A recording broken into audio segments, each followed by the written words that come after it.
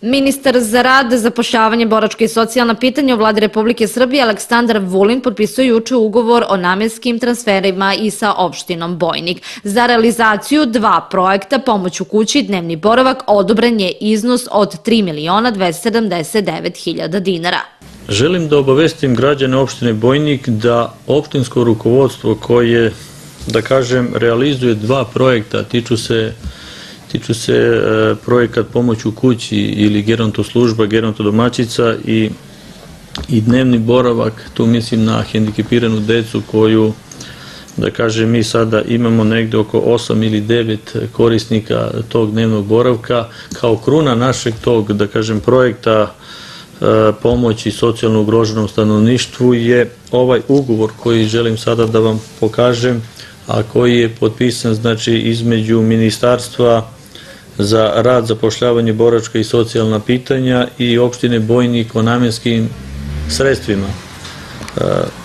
Da bih bolje pojasnio i objasnio građanima, radi se o namenskom novcu u iznosu od 3.279.000 dinara koji je, znači, opština Bojnik dobila za realizaciju ta dva projekta. Konkretno to znači da opština Bojnik misli na svoje građane i da kažem na staračka domaćinstva koja su u većem broju zastupljena na teritoriji naše opštine. Slobodno mogu reći da stanovništvo koje živi na teritoriji opštine Bojnik je preko 60% možda ljudi starosti preko 65 godina života. U opštini Bojnik ima 30 gerontodomaćica koje imaju zadatak da obilaze stara i iznemogla lica i pruže im usluge u delu održavanja stambene higijene, pripreme obroka, pomažu im pri kretanju, ali i kupovini lekova i namirnica. I ja bih posebno naglasio da sa našim dolaskom, da kažem, u vlast sada imamo 139 direktnih korisnika usluge pomoć u kući ili gerontodomaćica. To znači da u 139 domaćinstava naše gerontodomaćice posete te ljude. A imamo i 65 indirektna korisnika.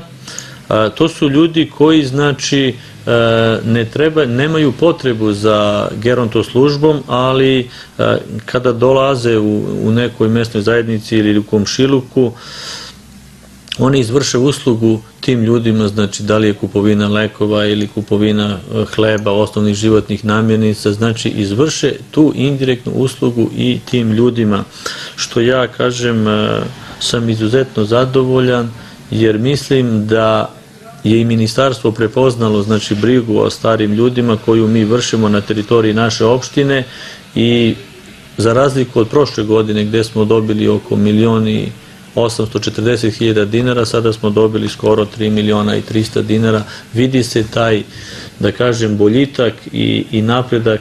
Opština Bojnik, zahvaljujući i ovim sredstvima, neće imati problema u finansiranju 30 gerontodomaćica koje će i dalje obilaziti staračka domaćinstva, istakao je predsednik opštine Bojnik Nebojša Nenadović.